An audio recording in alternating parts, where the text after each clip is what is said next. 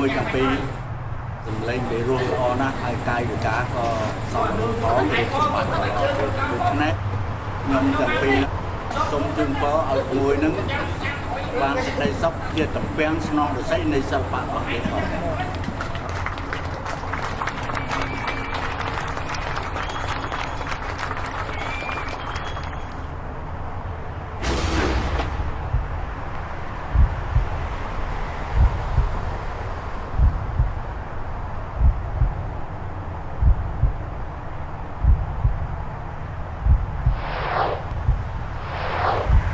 អានោះឧបករណ៍អីគេអើ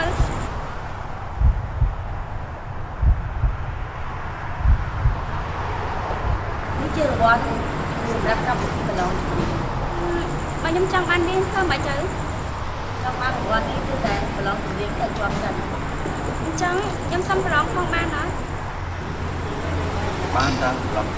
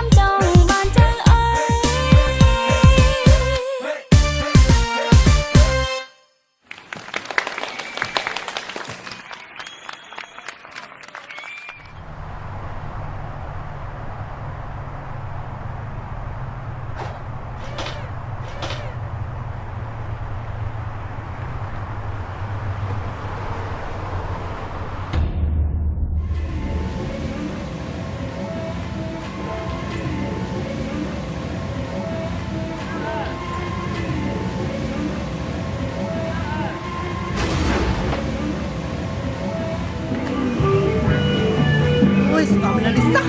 ឯងខំទៅរើណាគេហៅចាំខំទៅ